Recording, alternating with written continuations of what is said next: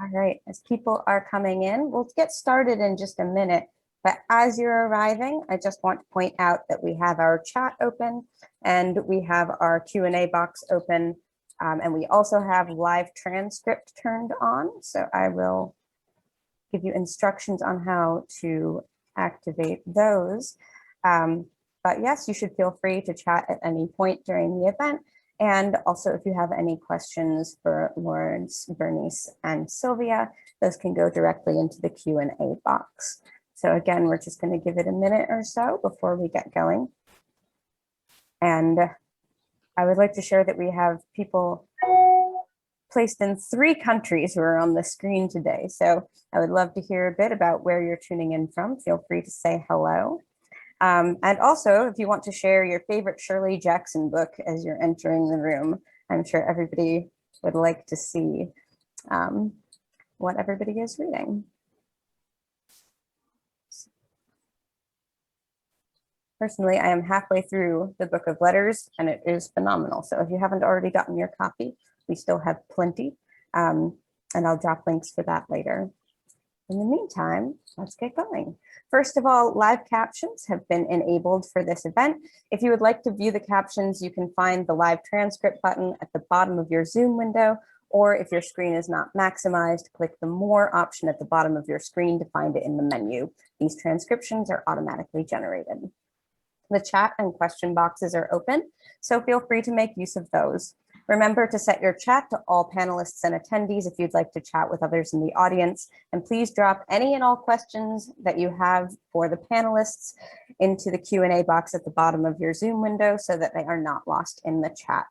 Please note that Brookline Booksmith has a strict policy against abusive behavior and language, and at our discretion, any attendee can be removed from an event for such behavior. Now, welcome to tonight's Brookline Booksmith event with Shirley Jackson absolute experts, Laurence Jackson Hyman, Bernice Murphy, and Silvia Moreno-Garcia, in celebration of the release of the Letters of Shirley Jackson. My name is Alex Schaffner. I'm the events director at Brookline Booksmith in Brookline, Mass. Whether you know our store very well or are hearing about us for the first time, we appreciate your coming here tonight so much, spending your time with us and the authors, and for supporting an independent bookstore with your book purchases and for paying your way in when you did. So thank you so much. We love being able to hold these events, and it's only because of your purchases that we can do so, and we appreciate it very, very much. Now, I'm so happy to welcome this excellent panel of speakers. Laurence Jackson Hyman is the editor of this collection, along with previous posthumous publications of Shirley Jackson's work. He's also Shirley's eldest child, with a starring role in her family stories as chronicled in Life Among the Savages and Raising Demons. He spent much of his professional life in publishing in many, many roles. And I think his work on Shirley's work is truly incredible and exciting. The decision of an artist's offspring to dedicate significant time and energy and love to their parents' legacy is an interesting and sometimes varied result. Laurence's work shows admiration, affection, and balance, and the carefully curated selection of letters that he's presenting us with now is truly excellent, the kind of book that feels hefty in the hand, but when you pick it up and start to read it, you're going to fly through. Bernice Murphy was the primary academic consultant on the letters. She's an associate professor and lecturer in popular literature at the School of English at Trinity College, Dublin. She edited the collection Shirley Jackson Essays on the Literary Legacy and has written several articles and book chapters on Jackson's writing. She's also an expert on American horror and Gothic narratives, and her current work in progress is a monograph entitled California Gothic. Silvia Moreno-Garcia is the New York Times bestselling author of the critically acclaimed speculative novels Mexican Gothic, Gods of Jade and Shadow, Signal to Noise, Certain Dark Things, and The Beautiful Ones, the crime novel Untamed Shore, and the forthcoming noir Velvet Was the Night. She has edited several anthologies, including the World Fantasy Award-winning She Walks in Shadows, aka Cthulhu's Daughters. She lives in Vancouver, British Columbia, and her novel Mexican Gothic has suitably enough been nominated for the Shirley Jackson Award. Now, the author herself is difficult to introduce properly because her work is expansive and elusive and effusive and unique in a way that you can't really sum up in 2 paragraphs or even an hour.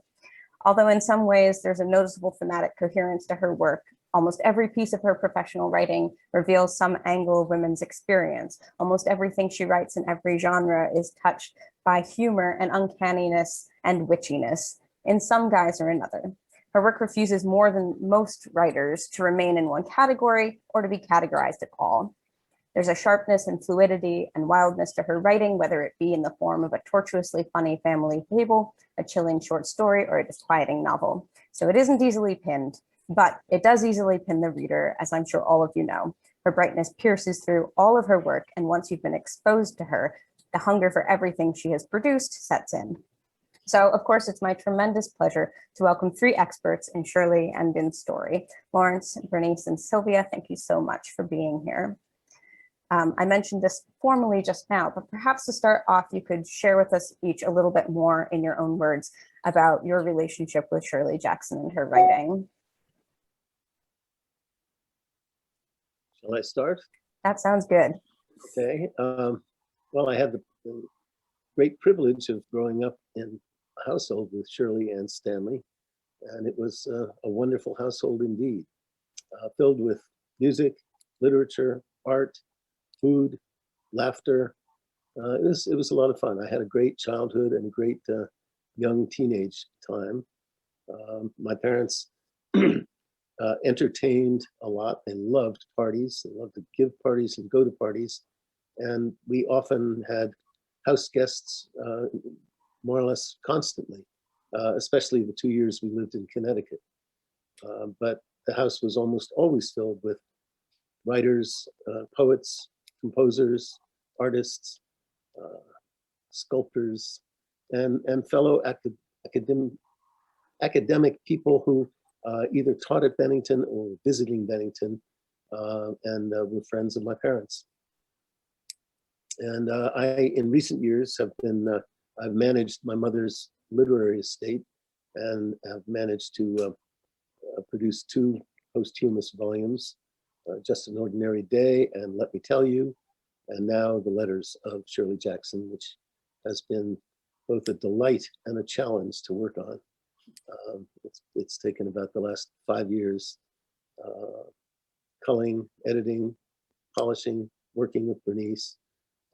But I think I'm very proud of the book. And I hope readers will like it as well as I do. It is really wonderful, so I have no doubt that everyone will enjoy it as much as I have.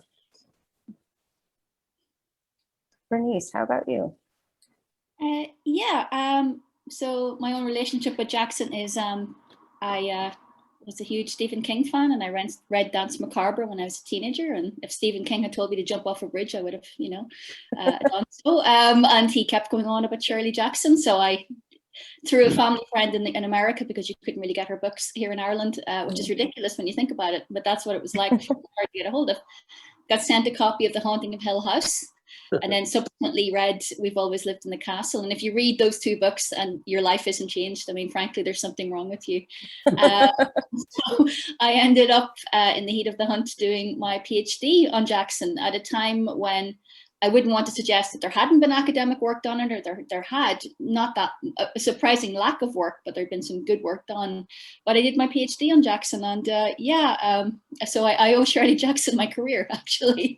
And then a couple of years ago, Laurence, who I met in Dublin a few years before, and had also corresponded with him when I did my edited collection on Jackson, I got a very welcome and surprising email from Laurence, who'd been working for quite some time already on this project. And so that's how I came on board, sort of an offer I couldn't refuse, I suppose. I mean, who wouldn't want to work on Shirley Jackson's correspondence? So that's how I became involved with the project. Silvia, how about you?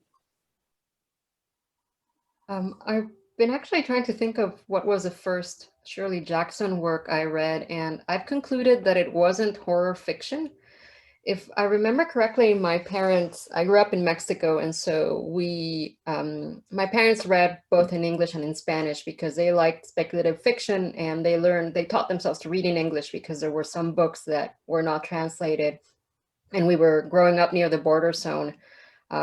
They could pop into the United States, get some stuff, and and then have it.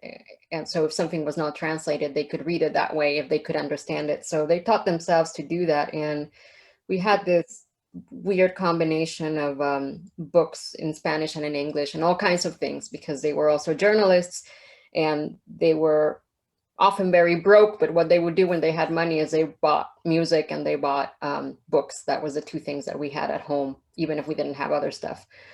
So we had this weird like amount of books floating all around the house from all walks of life. And for some reason, I think they had a bunch of like 1950s joke books, things like Groucho Marx. Groucho Marx wrote several books, and they were like very funny. And I read those and I really like them. And I think they must have had one of the funny Shirley Jackson books about her family. I don't know which of the two, Life Among the Savages or the other volume, because the first thing I remember reading from her were some funny family stories, actually, not The Lottery. A lot of people later would tell me in the United States that the first thing that they read was The Lottery, but I remember reading like funny stories from her.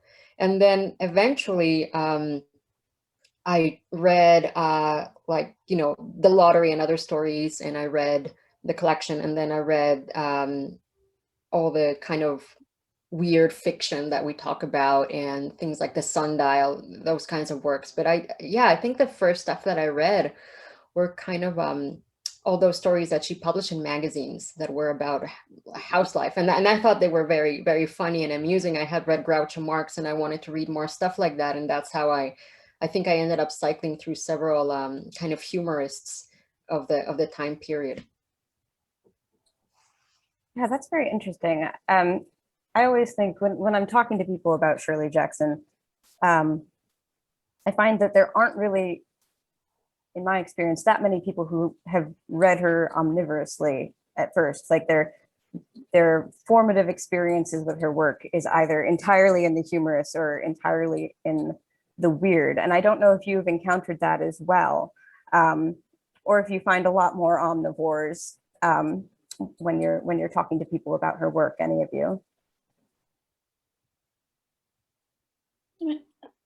I mean, Laurence may want to chip in here as well, I'm sure, but because I teach her a lot to students, undergraduates, postgraduate, and my own experience is that, as was the case for me, that Hill House and Castle and The Lottery are what I call the gateway Jacksons. Yes.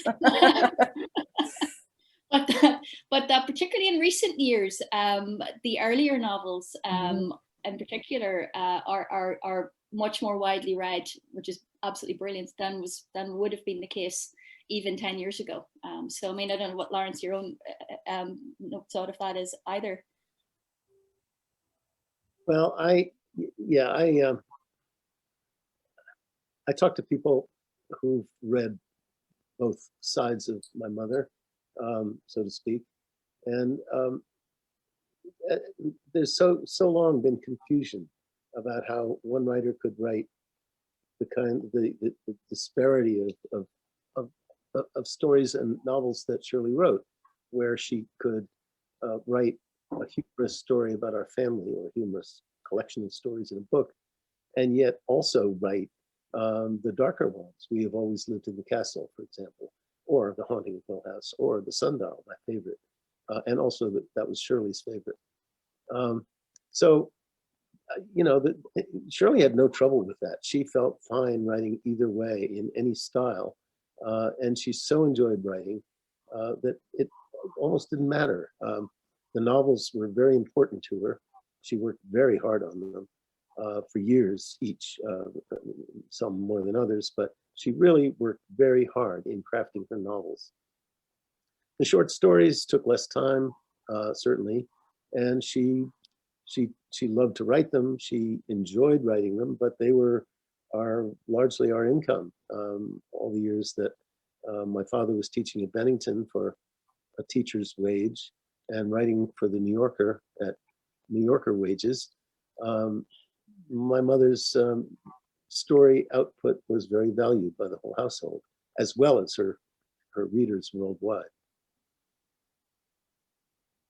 I think it's interesting because there are sort of three parallels that we can see, especially now that things like the letters are more accessible to a broad public. You have her sort of family stories published in the memoir collections. You have her sort of weird fiction. And then you have these more personal documents. And you both note that she did have some expectation that there was a chance that even her letters would be published. But even though they're sort of tonally different, you all have the sense that you're just looking at the same place through three like very different views. Like they're all New England and they're all her New England, but it's very, very different. Do you think there's any point in trying to figure out whether one of them felt more true to her, or is there not really any purpose in delineating between, you know, her personal feelings and what she wrote for the sake of craft? Oh, I think it's clear from her letters and from what I remember that the novels were what she cared deeply about. She loved each one of them. And in fact, before she'd begin work on a new novel, she'd reread all of them. And in fact, she writes that one time she was about to start a novel, and my father, who really wanted her to be writing short stories instead, hid Hangs a Man. And she couldn't go on without Hangs a Man. So that was quite an issue. He wanted her to write short fiction, and she wanted to write the novels, and she managed to do both. Mm-hmm. But the novels were her main love, especially the later. No, all of them, really, all of them. Yeah, I think, and it does certainly come across in the letters as well that she, obviously the family stories were kind of on one level a kind of a practical commercial a going concern. Financially they were incredibly important, as Laurence said, to the family, of course, but I think too that, you know, she also took them incredibly seriously and labored over them. And there's a really interesting letter in the book where, you know, there's a letter to her parents where on the one hand, she's like, you know, people write the biographies will have seen this as well. It's often quoted, like she agrees with her parents and says, oh, they're trash and I write them for the money. And then there's another letter to her editor at Good Housekeeping. And she's saying, you know, I take this she's just saying in essence, I take this very seriously. I think these kinds of stories matter and I want to know your opinion on this. So again, you get that really interesting sense where something's kind of, you know, consciously written for the market, but at the same time, she can't help but be, you know, the consummate professional and also have this investment in the material, which I think is a very Shirley Jackson thing to do as well. Well, I agree with that. And she certainly poured her energy and her best writing into many of those short stories, even the very funny ones. She was really a humorist, and she loved humor, and she loved to drop gags in serious writing even. Her letters, of course, are just filled with asides and gags and funny references and even hard to find little pieces of humor that emerge here and there. But yes, I agree with what Bernice said, certainly, that Shirley approached all writing with a seriousness and a dedication, whether it was a novel that she'd been working on for 3 or 4 years, or a short story or short fiction that she'd been working on for a few days or a week. It was all writing, and she just loved to write. Well, I think as we were talking about, there's been a lot of work on her work over the years, but the access that people have has sort of grown more broadly, as well as her work being a little more broadly treated as canonical. Bernice, is somebody who's been studying her work for a long time, why do you think there was some hesitance in the past about sort of giving her work its due, and how has the public and academic perception changed over time? Yeah, I mean, a critic called Lynette Carpenter, I think she was writing in 1984. She put her finger on it. You know, she basically said that Jackson's gender and her versatility worked against her. And Carpenter points out, you know, that particularly predominantly male critics, that I mean, this is something that confused reviewers from the start in a way, was, you know, how could this housewife also write also write The Haunting of Hill House, or, you know, about a teenager who poisons her whole family. Spoiler alert. And in a way, I do think that this fact that she could never be neatly categorized.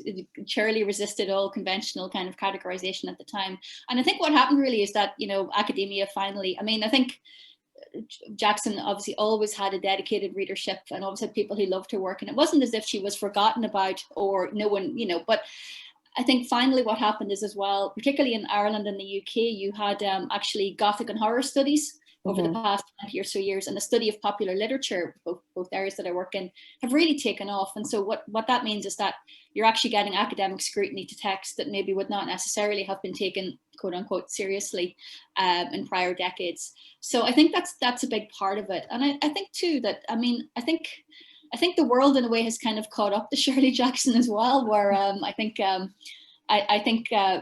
female authorship is taken perhaps a little bit more seriously than might have been the case in some instances decades ago. And, you know, I think the quality of her prose is just outstanding. That, as I say, it's not as if she was totally forgotten about or buried or anything, but if anyone was deserving of a renaissance or a juxtarenaissance, as I tried to call it once, it really didn't work and doesn't work now.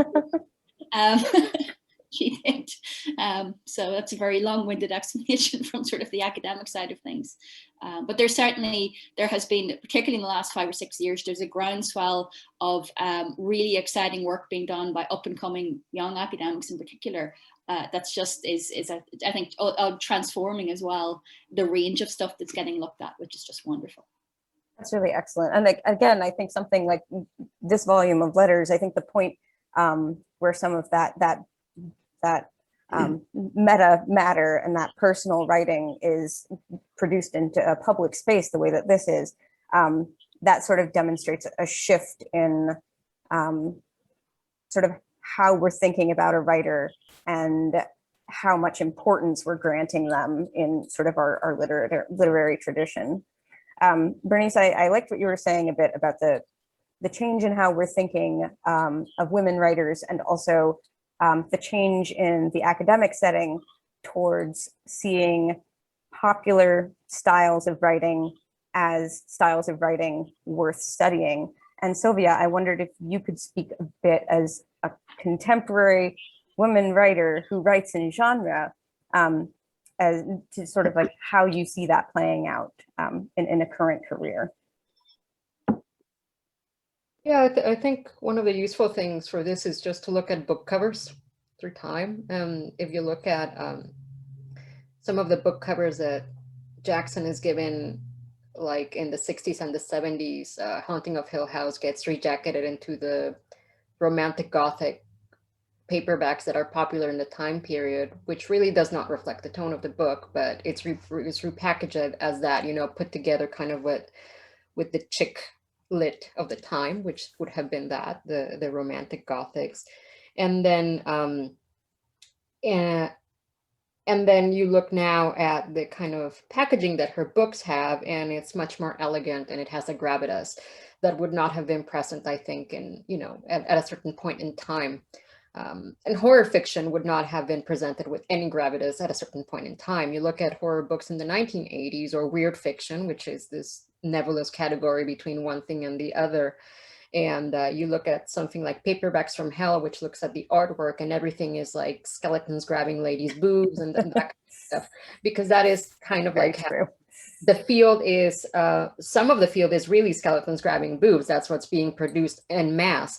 But also the other stuff that is not that gets lumped into that same category. And so it's very hard to differentiate one thing from the other in the eyes of the public and also in the eyes of critics. So critics don't take their time to kind of like go through the menu and kind of see like, is this really, I mean, is this a sandwich, or is it a pizza, or is it a souffle? What is it at a restaurant? And one of the problems with that is that a lot of things can get forgotten in time because nobody kind of took the time to look at them with much care. And so that tends to happen really easily in popular fiction, what we call popular fiction, which is in the United States at least, science fiction, fantasy, horror, but also categories like noir, crime fiction, suspense, all that kind of stuff, romance. And so those kind of like get pushed aside into the bin, into the rubbish bin of history.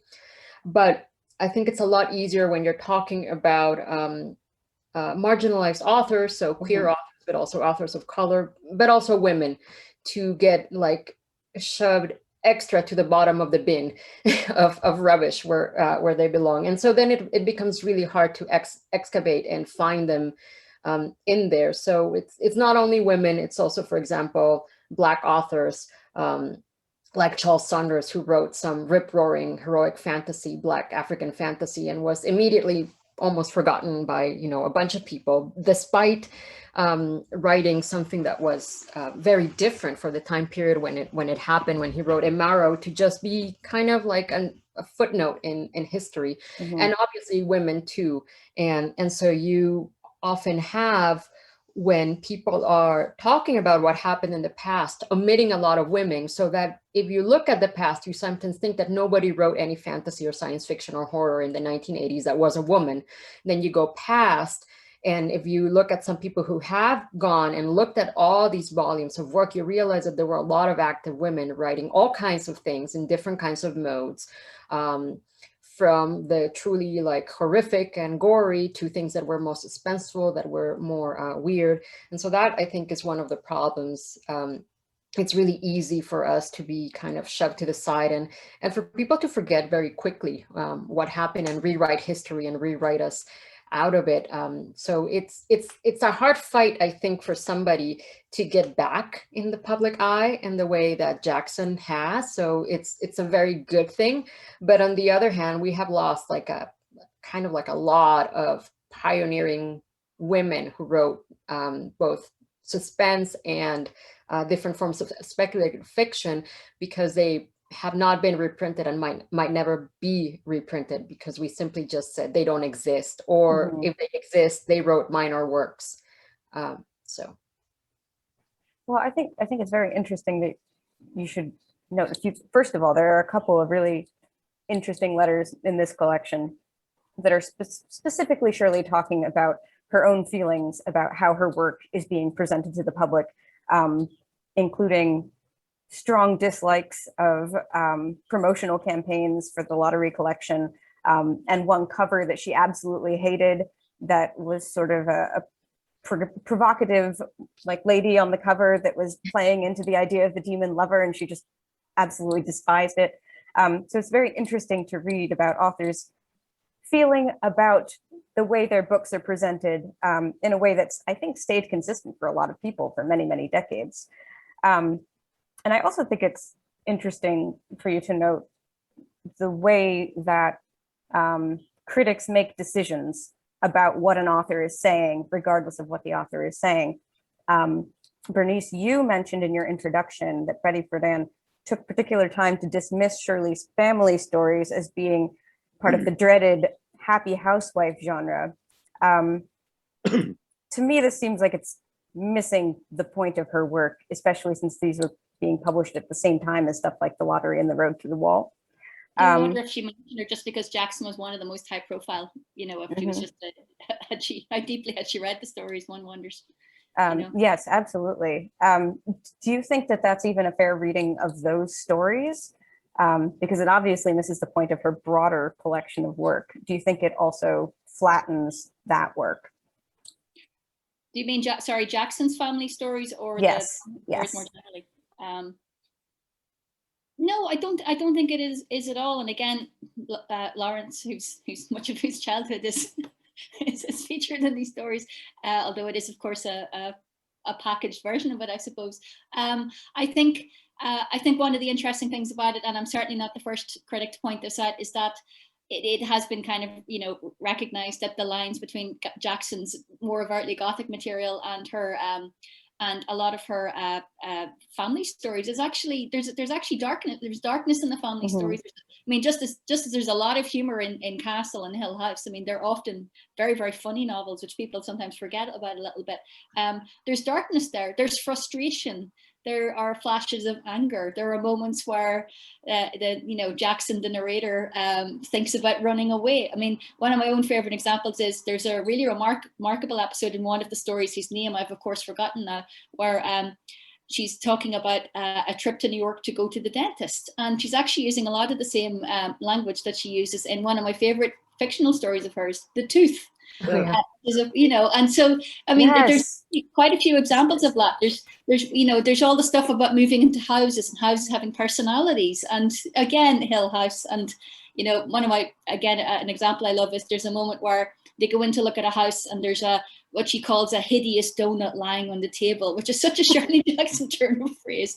All of a sudden, a donut is somehow disturbing, and and that's in one of the funny, lightweight stories. I mean, I think for a long time it was almost considered as if there was this kind of like wall between her different, types of fiction. And there wasn't. It was all Shirley Jackson. It was just she maybe accentuated certain things more in other material, but a lot of the same stuff was going on, arguably. So I mean, I'm sure Laurence would have. Well, we rented that house despite the donut. And it was a wonderful house. I remember it well. It was a fine 20-room house in a small village. What do you do with 20 rooms? I mean, Shirley joked that there were rooms that she didn't know existed in the house, and that I, of course, knew every attic and every little cubbyhole and closet, but that she and Stanley hadn't yet managed to figure their way around the house. And, the donut was just an example of how petrified this place had become all throughout. And Stanley and Shirley did a lot of work on that house, or they hired people to re-wallpaper and sand floors and save it from its earlier state. But it was a great house with 4 pillars in front. Howard Nemeroff used to call it the Church of O. Hyman.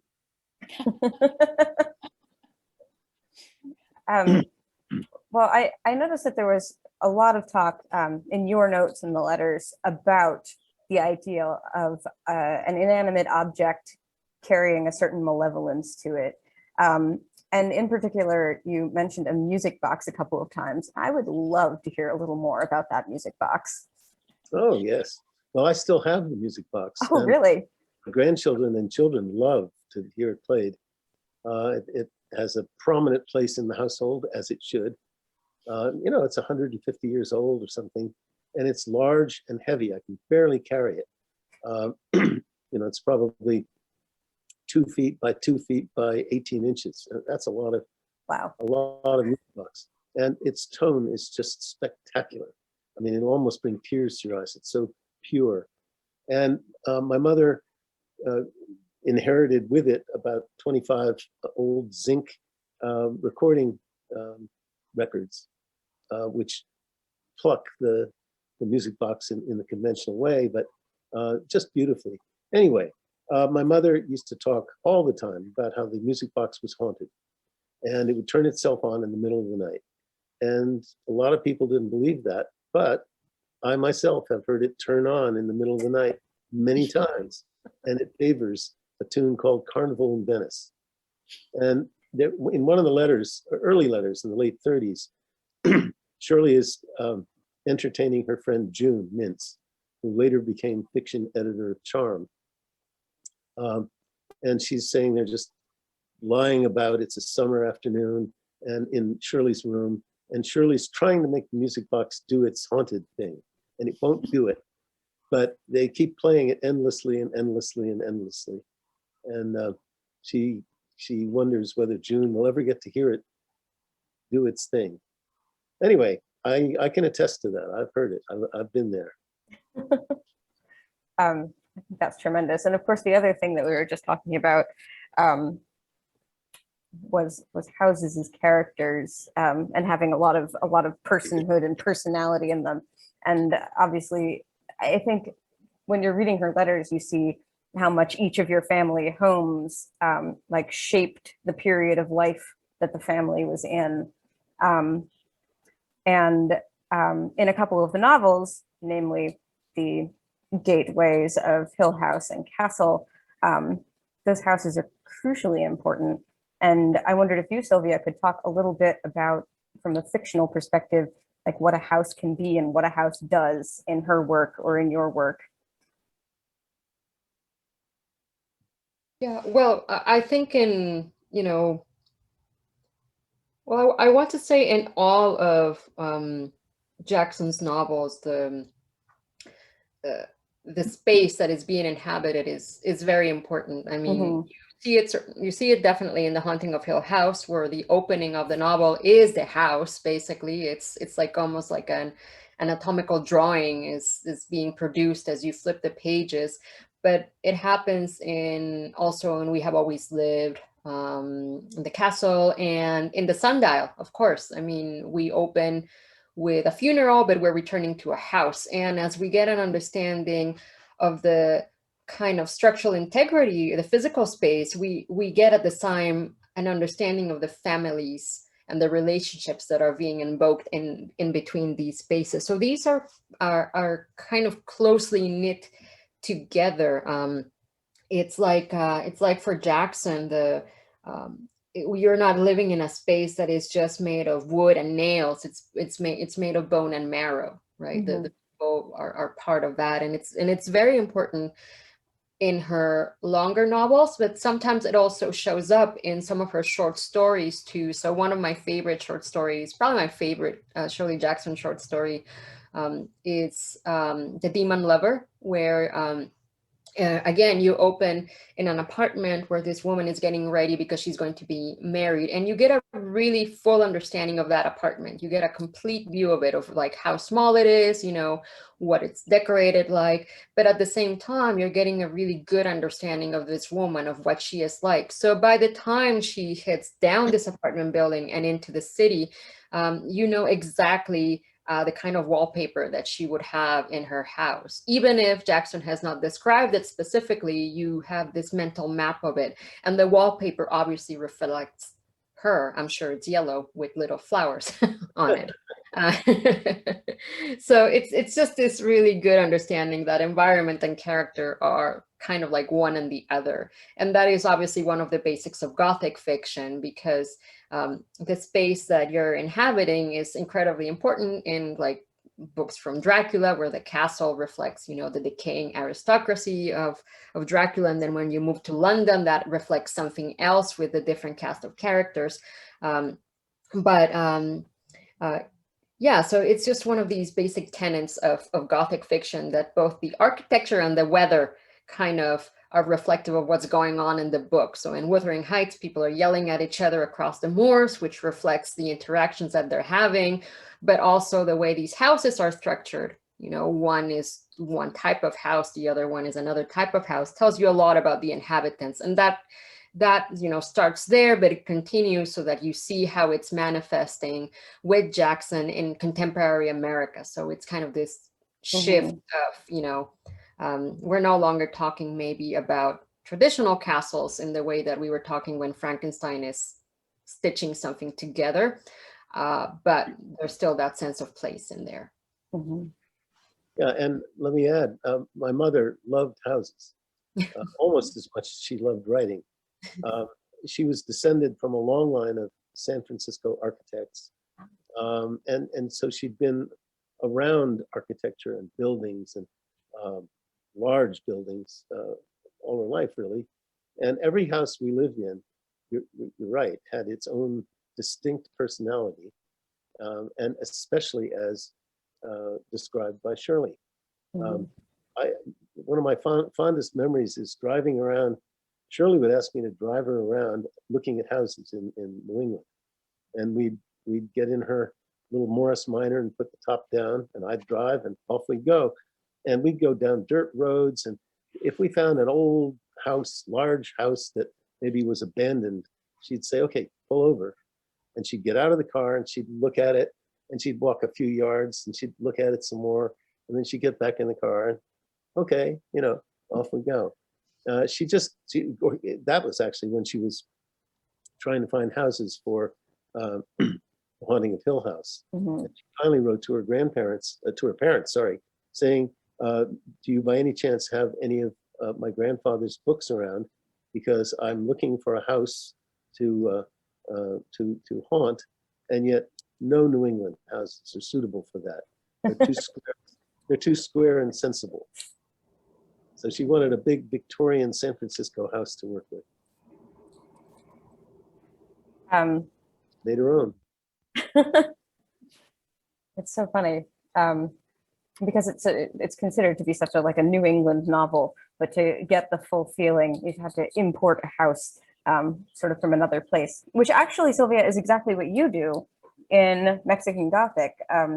For those who haven't read that book, the central location of the book is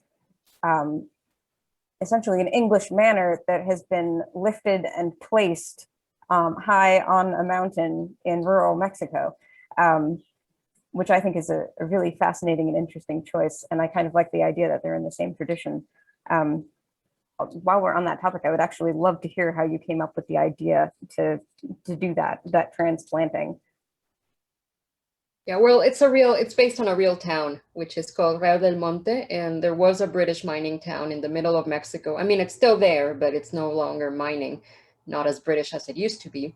But it has a British cemetery, which I visited, and it just seemed like it was out of a Hammer film when I went. It was cold and misty. It's high up in the mountains.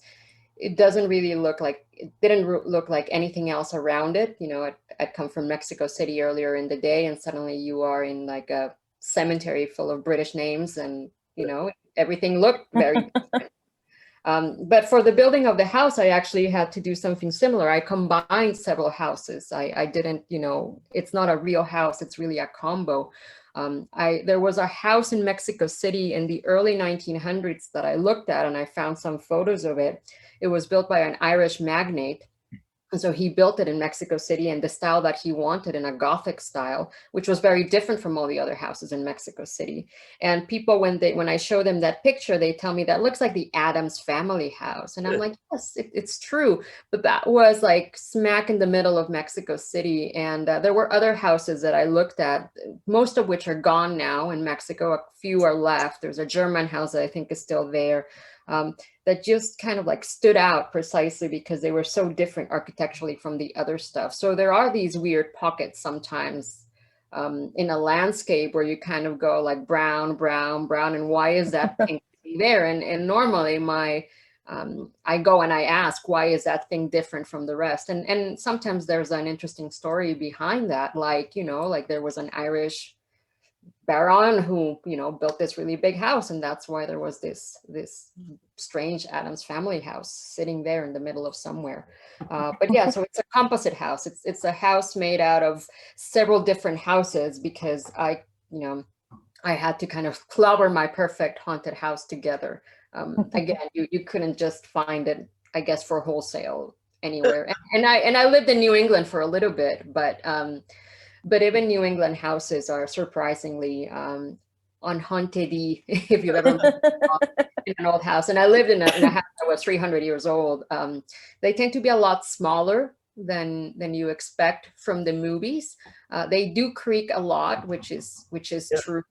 They may have some weird architectural features, but some of the things that we associate that come obviously from horror movies are not sometimes some of the typical features that you find in those kinds of New England houses. But so I did live in one for a little bit. Yeah, not haunted. There were peacocks around though from the neighbor. Yeah. I would like to note we have a couple of audience questions. I would love to see some more, so go ahead and start submitting those. I would love to also ask a couple more questions myself. I sort of wanted to talk about the sort of pervasive elements in Shirley's sort of scarier writing, and how it sort of meets against what we see of how she lived. I think something that's really notable in a lot of her fiction are senses of isolation and loneliness and distance. And even in some of her letters, she, at least in her youthful letters, she sort of mentions a dislike for humanity and a liking for people. I think she says more specifically in 1938. So quite young and probably having a lot of feelings at that time. Why in hell should I be concerned over humanity one way or the other? You know my rather passive misanthropic tendencies and how I hate this whole human race as a collection of monsters. On the other hand, she grows up and you see this household that's full of children, full of animals, and anytime there's the opportunity to fill it with even more people and more engagement with those around her, she does it. So what was that sort of combination of features like in person?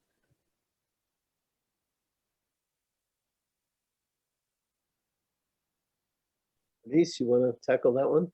Oh, well, I thought it was in person, Laurence. I thought you would have qualifications. But I true. have to chip in. Well, I mean, I know my mother's feelings about houses and things going on within them. She, in her letters, certainly she talks a great deal about houses, but she kind of collects houses. And apropos to what I was talking about before, I mean, she talked at some length in one or two letters about a house she saw one night when she and Stanley were taking the train into New York. And it was so hideous that it just burned an image in her mind and terrified her and upset her terribly. And by the time they got to the hotel, she was just extremely upset and said she didn't think she could take the train back because she didn't want to look at that horrid house. So in fact, my parents took a night train back and spared her the vision. She later asked a friend to try to find that house and described where she thought it was. And a few weeks later, her friend wrote back saying that indeed he had found the house.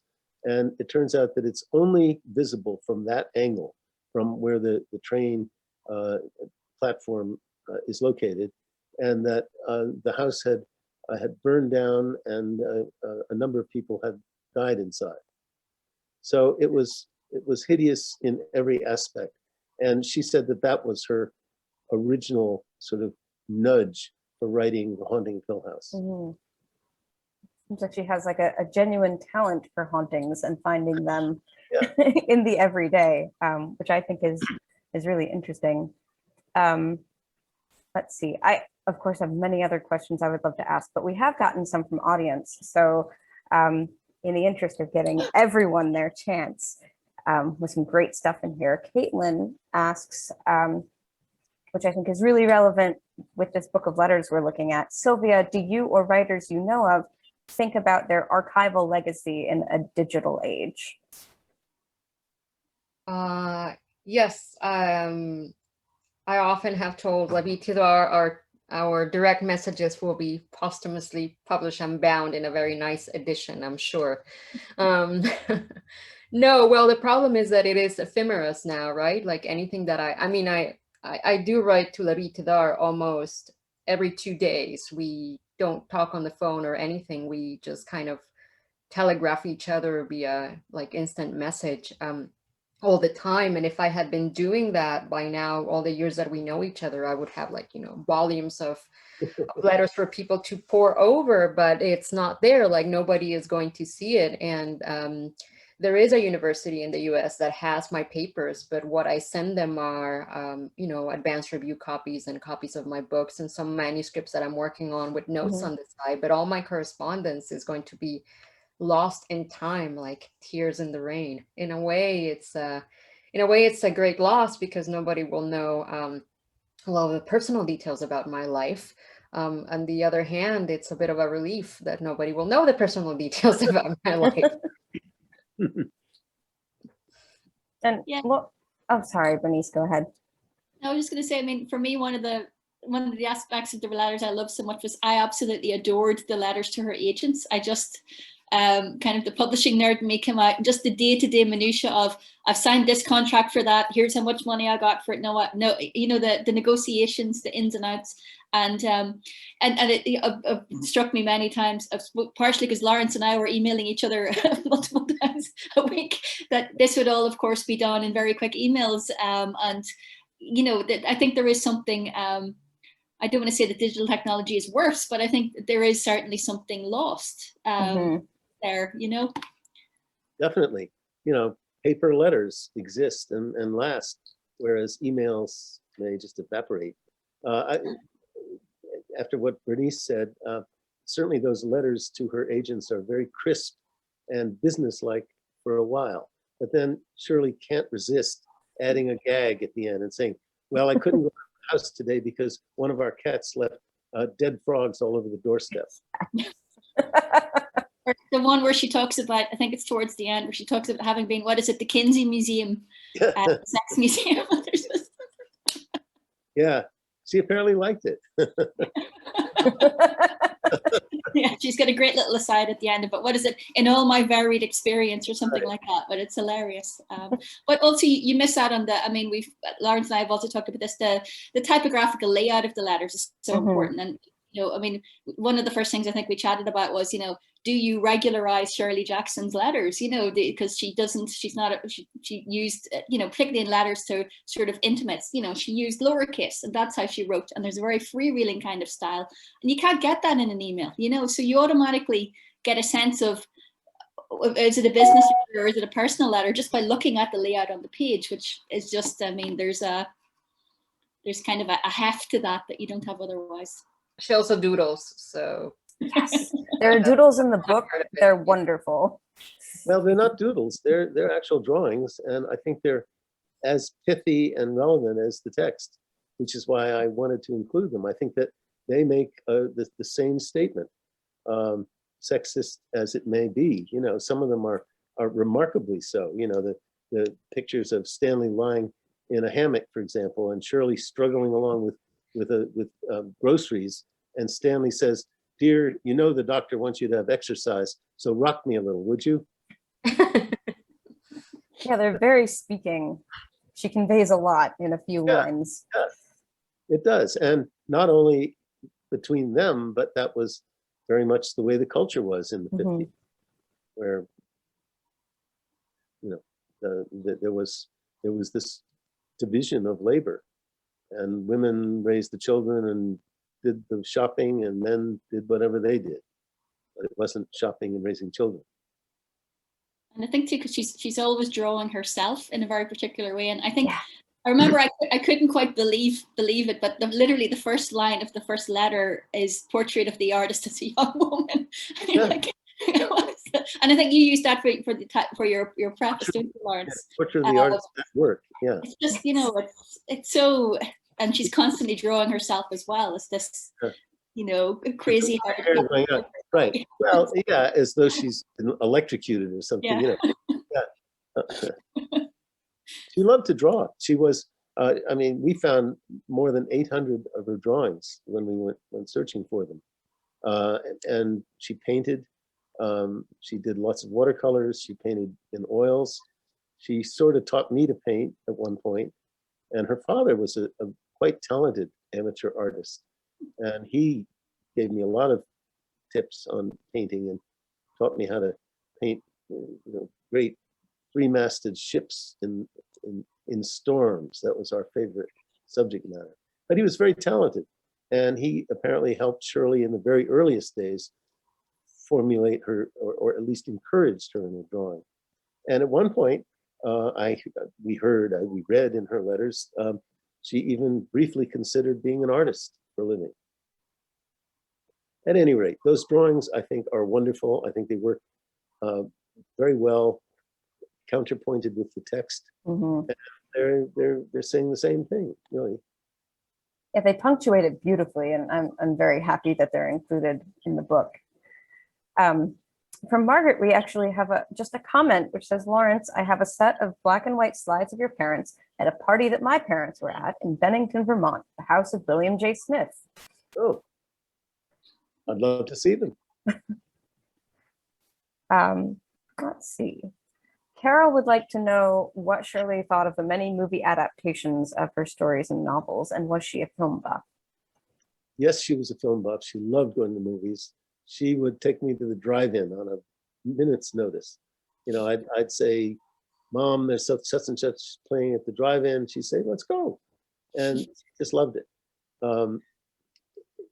the adaptations of her work, she's given various descriptions about, and she will describe it, her reaction differently to different people. She might write her agent that she just loved Lizzie. She thought it was terrific and wonderful and well done. And then she writes to her parents saying, it's just awful, don't see it. Or she got in the theater and closed her eyes after the initial credits and never looked at it again, which is nonsense because I was sitting next to her. And she was laughing and having a grand time. She didn't want to go to the premieres of any of the movies, unfortunately, because that would have been fun. And instead, each time the movie producers would arrange to have the movie shown privately in our one town movie theater, the General Stark Theater. And Shirley would invite, a dozen friends. She'd say, let's invite the people from the Bennington bookstore. Let's invite, people from the newspaper, friends from the college. So we'd be maybe a collection of 20 or 25 people in this theater watching her movie. And I think she loved The Haunting of Hill House. I mean, that was a really fine movie, and she recognized that. Mm-hmm. And she also was very, very impressed with all the camera work that Robert Wise did in that. Very innovative camera work for the day. And that wasn't lost on her at all. So I think, generally speaking, she loved the movie adaptations and always wanted The Sundial to be a movie. Never did yet, but we're working on it. I think the way that she could say very, very different things about the same film to different audiences, I think is, again, something that we sort of see in a lot of her writing, where all of it is real, all of it is true, all of it is her, but it feels very different based on what she needs to say and to whom. But yeah. Well, and let's not forget, she loved unreliable narrators, and she herself may have been one of those as well. Let's see. Caitlin asks, are there other uncategorizable 20th century women writers that you think should be considered and read alongside Shirley?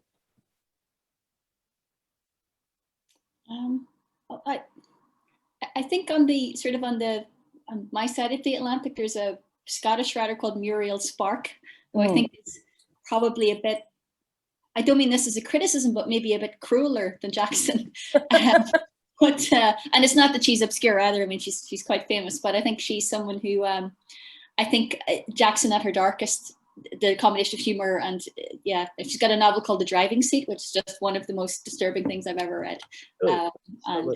It's I'm saying that smiling because when I say things like that, I always mean it as a recommendation, but it does, your mileage may vary as a reader too.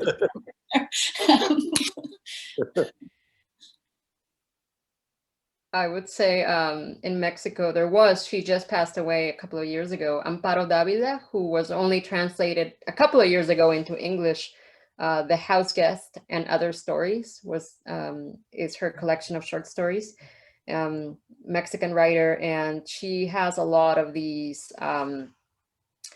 same feelings of unseen menace and danger assailing women, and you don't know what is going on, but there's just something odd afoot. And it's also a very interesting writer because I think people have this idea of Mexico being one specific thing and one thing only, so they associate it with magic realism, and Amparo is definitely not a magic realist.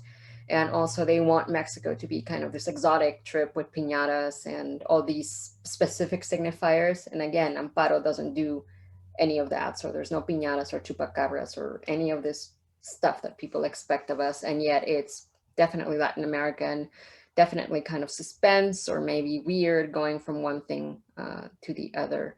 And I think it's an interesting counterpoint. I don't know if Amparo ever read Jackson or not, but she was born in 1928, and she was active in the 50s and the 60s publishing, so she's kind of in the same timeline as Shirley, doing some stuff in parallel. Let's see. And Silvia, would you mind, Faye says, for the sake of those in the audience who may not be acquainted with the Shirley Jackson Awards, would you mind just briefly saying something about what those are? Oh yes, the Shirley Jackson is an annual juried award that honors Shirley Jackson's work and therefore a broad category of works that fall in the category of weird fiction, horror, and suspense. And they look at everything from long form novels to short stories. And it's a really good list every year. So I recommend that people look at it. I'm not saying that just because I'm nominated this year. I think they do a good job of looking at a wide range of works. And I often take it as kind of like, I look at it, and if there's something I haven't read, I go and I kind of find it immediately. It's a really good kind of pointer. And if you have never read anything, I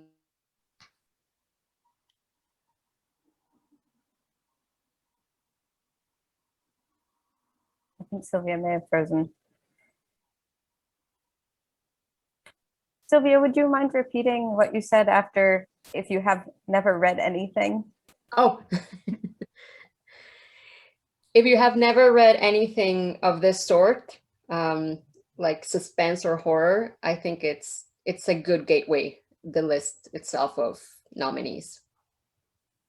And I just shared that in the chat, so you can all take a good look at some of the wonderful things that are on there this year.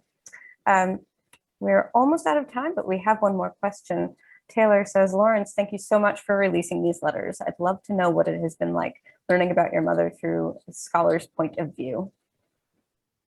Well, it's been a very challenging journey, frankly.